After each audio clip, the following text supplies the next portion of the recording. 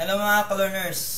This is Sir Arnold and we have a new topic for today, and this is Earth and Life Science. Now let me present our lesson objectives. At the end of the lesson, you as our students should be able to, number 1, describe the characteristics of magma. Number 2 is identify the substances or the elements present in magma. And number 3, explain the processes involved in the formation of magma. So what we are waiting for, mga ka-learners? Let's start this discussion. Now, do you know the difference between magma and lava? If you know, okay yan. Pero listen pa rin. Magma is a noun typically used in the study of geology, and it can be defined as molten material beneath or within the Earth's crust, from which igneous rocks is formed. So, magma is a hot material po that later turns into rock that can be found below the Earth's surface. On the other hand, mga ka-learners, ang lava ay defined as the molten fluid rock that issues from a volcano or volcanic vent, or the rock formed when this solidifies, occurring in many varieties, differing greatly in structure and constitution. So, this is a molten rock that pours out of a volcano or from a crack in the earth according to its scientific definition. So, yun po ang pagkakaiba ng magma and lava. And to make it clear, let's have a deep discussion with magma. Magma is extremely hot liquid and semi-liquid rock located under the Earth's surface. When magma flows po sa Earth's surface natin, ito ay tinatawag na nating lava. Earth has a layer structure that consists of the inner core, the outer core, the mantle, and the crust. Much of the planet's mantle consists of magma po. This magma can push through holes or cracks in the crust, then causing a volcanic eruption. When magma flows or erupts onto Earth's surface, yun na po yung tinatawag nating lava. The term lava is also used for the solidified rock formed by the cooling of a molten lava flow. Usually, the temperatures of molten lava range from 700 to 1200 degrees Celsius. The material can be very fluid, flowing also like syrup, or it can be extremely stiff, scarcely flowing at all. The higher the lava silica content, the higher its viscosity. Meaning po, mas mataas ang kanyang silica content, mas malapot po or mas makapal ang kanyang structure. Sa lava po yan. Now, let's talk about how magma form.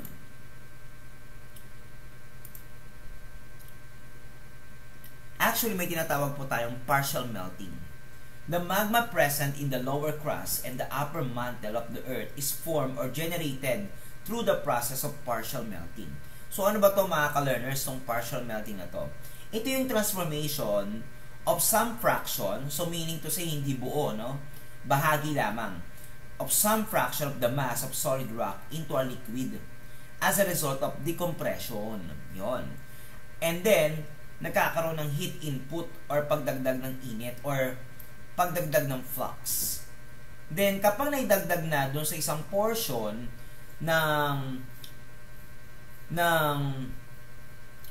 mass of solid rock, nag-add tayo ng init tapos nagkaroon ng addition ng flux, nagiging liquid to and it becomes lava. Then kapag ito ay nag-erupt sa isang volcano, lava na siya, lalabas na siya. During the partial melting, yung liquid po ay differ from the source rock and from coexisting residual minerals in composition and its physical properties such as density and viscosity. Ulitin po natin, no? Siyempre, yung bahagi na yon na nadagdagan ng init at nadagdagan ng flux, nag-iiba siyempre yung kanyang density at yung kanyang viscosity. The low viscosity, the lower the density. And interconnected yan sa texture ng liquid during partial melting because it allows the melting to migrate from the source and trigger the physical phenomena like volcanism as well as chemical segregation. Okay, take a look at this example. Yan, yung mga partial melting natin.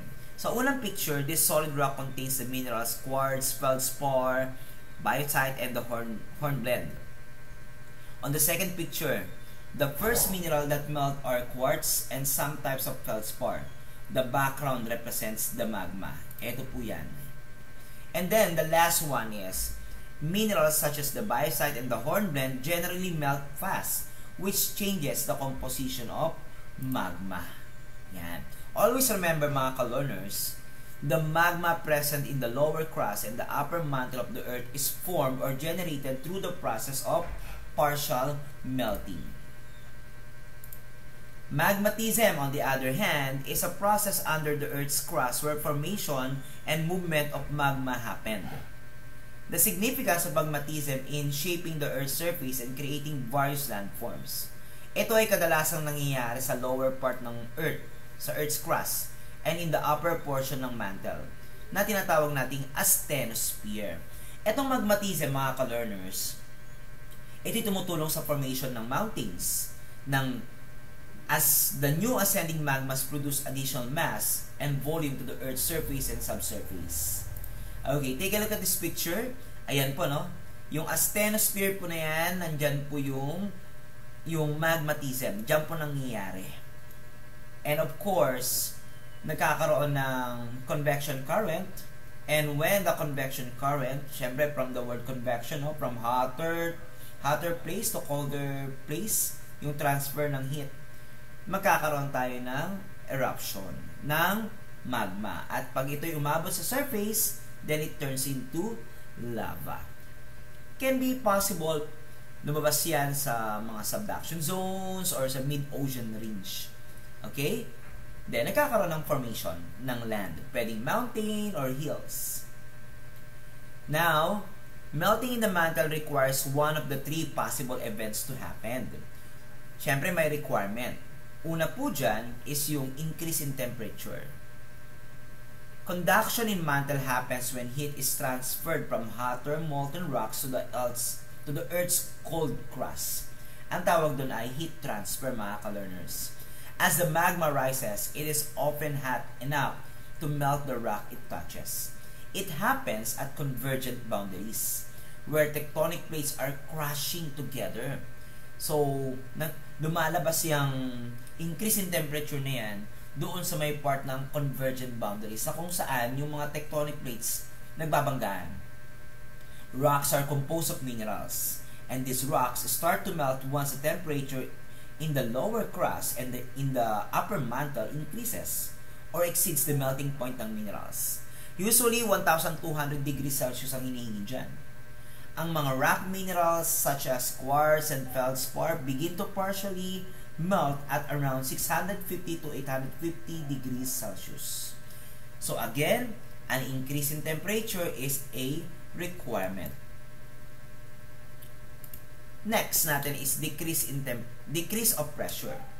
Usually, decompression melting involves the upward movement of Earth's mostly solid mantle. Nagkakaroon ng decrease of pressure when mantle rocks remain solid when exposed to high pressure. However, kapag mayroong mga convection na nangyayari, these rocks tends to go upward, specifically dun sa shallower level, and the pressure is reduced. This triggers the melting of magma. Ang tawag po dun ay decompression melting. This solid rock contains the minerals, quartz, feldspar, biotite, and hornblende. The first minerals that melt are the quartz and some types of feldspar. Yung mga yan po, example lang po yan ng isa pa nating requirement. Yung una po, increase in temperature, then the other one is decrease of pressure. Another is addition of volatiles. When water or carbon dioxide is added to hot rocks, nagkakaroon ng flux melting. The melting points of minerals within the rocks decrease. If a rock is already close to its melting point or malapit na siya sa sobrang pagkatunaw niya, the effect of adding these volatiles can be enough to trigger the partial melting. At yan ay nangyayari sa mga subduction zones. Take a look at the picture. Yan po yung flux melting natin sa isang subduction zone. Then we also have the three types of magma based on the appearances nila under the microscope, like the basalt, andesite, and the rhyolite. The properties are the following. Sa basalt, high temperature yan. Nagkakaroon ng melting point yan. 1,200 degrees Celsius. But, yung silica level niya is poor. Therefore, low viscosity and low gas content. Sa mga andesite, yung moderate temperature, no, natutunaw na siya doon. 800 degrees to 1,000 degrees Celsius. Moderate ang kanyang silica content, ang kanyang viscosity, moderate din. Ganon din ang kanyang gas content ay moderate. Yan. So, sa rhyolite naman, low temperature, natutunaw na siya. 750 degrees to 850 degrees. Silica rich siya, or mayaman sa silica. Very high viscosity and high gas content. So, observe natin, no, mga ka-learners, mas mababang temperature ang exposed sa mga ganyang mga minerals. It happens that they are rich in silica. Mas makapal or mas malapot, and of course, mas mataas ang kanyang gas content. Pero kapag mas mainit ang in-apply na temperature, mas mababa ang kanyang viscosity, mababa ang kanyang silica content, at mas mababa ang kanyang gas content. On the other hand, we have the dominant eruption types. Yan po. So, sa basalt, usually flowing yan. Diba? Sobrang init kasi. Sa andesite, sakto lang. Flowing and moderately explosive. Sa rhyolite, it's really very explosive. Okay? Then, sa rhyolite, explosive eruption na yan. Usually. Yung example natin, meron yan sa plain yan sa US, no? Based on US Geological Survey. Then, sa basalt pa rin, thin lava flows forming the shield scoria cones and craters. Yan. Sa andesite naman, it's really thick, rubbly lava flows. Then, nagkakaroon din ng scoria or pumice and ashfall. Pero pag rhyolite, nagkakaroon ng pumice and ashfall. Then, nagkakaroon ng pyroclastic flow. The lava flows when magma is low in gas. Then, yan po yung magiging output. Tingnan nyo naman po, pag natapos na yung eruption sa basalt, nagkakaroon ng volcanic field. Sa andesite, nagkakaroon ng stratovolcano o yung volcanic zone. Pero sa rhyolite, nagiging caldera na. Alright, and this is our activity, number 1, in relationship with this topic. Based on our activity number 1, use the word magmatism as an acronym. Use each letter to represent the word or the words that is related to the lesson.